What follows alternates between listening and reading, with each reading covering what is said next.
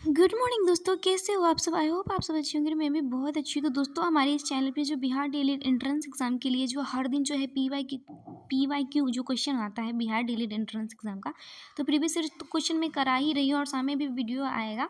तो सबसे पहले मैंने एक इंग्लिश का भी कराया था, तो मैं सोच रही हूँ पहले कि जीके और जो साइंस का है उसका प्रीवियस ईयर का पूरा कंप्लीट करूँ, उसके बाद दूसरा स्टार्ट करूँगी, ताकि अच्छा रहेगा। बीच बीच में कभी दूसरा भी डाल दिया करूँगी। बट आज जो है वो मैं पॉलिटी का टॉप 20 क्वेश्चन लाई, और ये पॉलिटी का इतना इंपॉर्टेंट क्वेश्चन है, बहुत ही बहुत इंपॉर्टेंट है। सारा लिख लीजिएगा और सबको याद कर लीजिएगा, बहुत इंपॉर्टेंट क्वेश्चन है। और दोस्तों, हाँ, आप मेरे टेलीग्राम चैनल को ज्वाइन ज़रूर कर लीजिएगा, जिसका लिंक आपको मेरे वीडियो की डिस्क्रिप्शन में मिल जाएगा। ओके, जहाँ पे होगा तो मैं इसका जो है PDF डाल दूँगी। ओके, तो चलिए वीडियो को स्टार्ट करते हैं। टॉप 20 क्वेश्चन पॉलिटी का है for Bihar DElEd entrance exam के लिए। तो हमारा पहला क्वेश्चन है कि विश्व का सबसे पुराना संविधान कौन सा है? तो देखिए, मुझे नहीं लगता ये किसी को नहीं पता होगा। जो भी बच्चे पढ़ते कि विश्व का पहला संविधान किस देश का था और कहाँ का संविधान पुराना है, तो वो ऑब्वियसली अमेरिका में सबसे पहले जो है संविधान बना था। तो ऑप्शन आपका 3 इज द करेक्ट आंसर हो जाएगा। नेक्स्ट क्वेश्चन है हमारा, भारतीय संविधान सभा का गठन किस योजना के तहत हुआ? तो देखिए, भारतीय संविधान सभा का गठन 1946 में जो हुआ था, वो कैबिनेट मिशन योजना के तहत हुआ था। इसमें 3 सदस्य थे, sir AB Alexander, lord Pethick Lawrence एवं AB Alexander, lord Pethick Lawrence और सर स्टेफोर्ड क्रिप्स थे। ओके, नेक्स्ट की ओर बढ़ते, जिसके तहत संविधान सभा गठन हुआ और उसी संविधान सभा ने मिलकर हमारे देश के लिए संविधान का निर्माण किया था। नेक्स्ट क्वेश्चन है हमारा 3 नंबर क्वेश्चन कि भारतीय संविधान सभा की प्रस्तावना के अनुसार भारत की सर्वोच्च सत्ता किस में निहित है? तो देखिए, भारतीय संविधान की प्रस्तावना, हम भारत के लोग भारत को एक संपूर्ण प्रभुत्व संपन्न समाजवादी जो बोलते हैं, तो उसमें सारी शक्ति जो किसके पास है बताया गया, तो वो ऑब्वियसली जनता के पास है। तो option 3 is the correct answer हो जाएगा। नेक्स्ट क्वेश्चन है हमारा कि संविधान संशोधन द्वारा संविधान में मौलिक कर्तव्यों को जोड़ा गया। तो देखिए, हमारे मूल संविधान में जो है कोई मौलिक कर्तव्य नहीं था। इस 42वां संविधान संशोधन 1976 के द्वारा जो है स्वर्ण सिंह समिति की सिफारिश पर 10 मौलिक कर्तव्य जोड़े गए। उसके बाद 2002 में 86वां संविधान संशोधन करके आपको शिक्षा का अधिकार जोड़ा गया। 6 से 14 वर्ष के बच्चों को निःशुल्क शिक्षा का अधिकार मौलिक कर्तव्य में भी और मौलिक अधिकार में भी 21 को में जोड़ा गया था। ओके, नेक्स्ट क्वेश्चन है हमारा, 20 क्वेश्चन कराऊंगी, ज़्यादा टाइम नहीं, सिर्फ 5 मिनट अपना दीजिए। पांचवा क्वेश्चन है हमारा कि किसने कहा कि संवैधानिक उपचारों का अधिकार भारतीय संविधान की अंतरात्मा है? तो देखिए, डॉक्टर भीमराव अंबेडकर जो है अनुच्छेद 32 को, जो हमारा मौलिक अधिकार है जिसमें संवैधानिक उपचार का अधिकार दिया गया, इसके तहत जो है सुप्रीम कोर्ट 5 तरह का रिट जारी कर सकता है। ओके, तो इसी को जो है डॉक्टर भीमराव अंबेडकर ने संविधान की आत्मा कहा था। तो option 1 is the correct answer हो जाएगा। अगला क्वेश्चन है 6 नंबर कि भारत में सूचना प्राप्त करने का अधिकार 2005 किस प्रकार का अधिकार है? तो देखिए, भारत में सूचना प्राप्त करने का अधिकार 2005 जो है, जो 2005 में स्टार्ट हुआ था, ये एक कानूनी अधिकार है। तो option 1 is the correct answer हो जाएगा। सारे क्वेश्चन बहुत इंपॉर्टेंट है, टेलीग्राम चैनल जरूर ज्वाइन कर लीजिएगा, मैं वहाँ पे PDF डाल दूंगी। 7 नंबर क्वेश्चन है कि भारतीय संविधान में काम करने के अधिकार को कहा जाता है, क्या कहा जाता है? देखिए, भारतीय संविधान में काम करने के अधिकार को जो कहा जाता है वो मौलिक अधिकार कहा जाता है। क्यों काम करने का अधिकार है, सॉरी, काम करने का जो अधिकार है वो हमारा राज्य के नीति निर्देशक तत्व हो जाएगा। और राज्य के नीति निर्देशक तत्व का जो चर्चा है हमारे संविधान के भाग 4 में है, अनुच्छेद 36 से 51 है, और इसे आयरलैंड के संविधान से लिया गया है। नेक्स्ट क्वेश्चन है हमारा 8 नंबर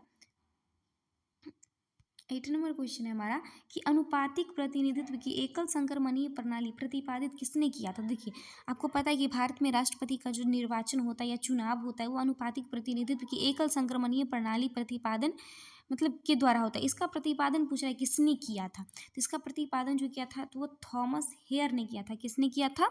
थॉमस हेयर ने। नेक्स्ट क्वेश्चन है हमारा कि भारत में चुनाव आयोग का सरकार किस चुनाव से संबंधित नहीं है? भारत में जो चुनाव आयोग होता है, निर्वाचन आयोग होता है, जिसकी चर्चा हमारे संविधान के 324 से 329 में है, और आई थिंक भाग 15 में निर्वाचन आयोग, जिसे चुनाव आयोग कहते हैं, इनमें से किसका वो चुनाव नहीं करवाती है? ओके, तो किसका चुनाव नहीं करवाती है? तो इसका आंसर हो जाएगा, देखिए, राष्ट्रपति, उपराष्ट्रपति, सांसद, राज्य विधानमंडल, नगर पालिका, वो ग्राम panchayat. Option 4 is the correct answer हो जाएगा। अगला क्वेश्चन है हमारा कि संविधान के किस अनुच्छेद में वित्तीय आपातकाल का प्रावधान किया गया, तो इसलिए इसका आंसर 360 हो जाएगा। वित्तीय आपातकाल यानी रुपया पैसा से संबंधित देश में दिक्कत आ जाएगी तो वित्तीय आपात घोषित होगा, जो अभी तक हमारे देश में नहीं लगा।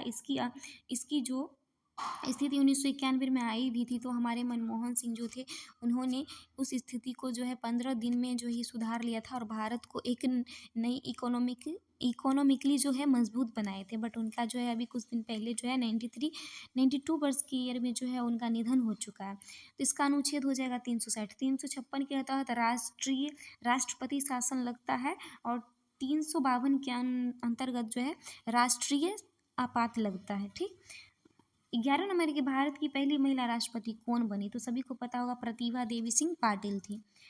नेक्स्ट क्वेश्चन है हमारा 12 नंबर कि किसको कैबिनेट के मेहराब की आधारशिला कहा गया है, तो देखिए कैबिनेट के मेहराब की आधारशिला प्रधानमंत्री को कहा गया, तो option 2 is the correct answer हो जाएगा। नेक्स्ट क्वेश्चन है कि संसद की संयुक्त बैठक की अध्यक्षता कौन करता है, तो देखिए सबसे पहले याद रखिएगा संसद की संयुक्त बैठक बुलाता कौन है, तो राष्ट्रपति। अध्यक्षता कौन करता है, तो लोकसभा अध्यक्ष। और इसकी चर्चा कितने में है, संविधान के अनुच्छेद 108 में। लिया कहाँ गया था, ऑस्ट्रेलिया के संविधान से। नेक्स्ट क्वेश्चन देखते हैं कि धन विधेयक को प्रमाणित करने का शक्ति किसके पास है, ऑब्वियसली लोकसभा के स्पीकर के पास होता है धन विधेयक को प्रमाणित करने की शक्ति। अगला क्वेश्चन है हमारा कि राज्यसभा में निर्वाचित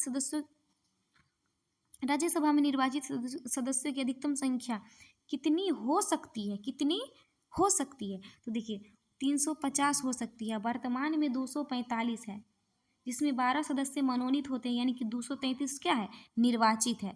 ओके, तो 250 हो जाएगा इसका आंसर। अब लोकसभा में कितना अधिकतम हो सकता है, 552 हो सकता है कितना, 543 है। नेक्स्ट क्वेश्चन है कानून के शासन का विचार किसने दिया था, देखिए कानून के शासन का जो विचार दिया था वो दिया था एवी डायसी ने। कानून के शासन का विचार किसने दिया था, एवी डायसी ने।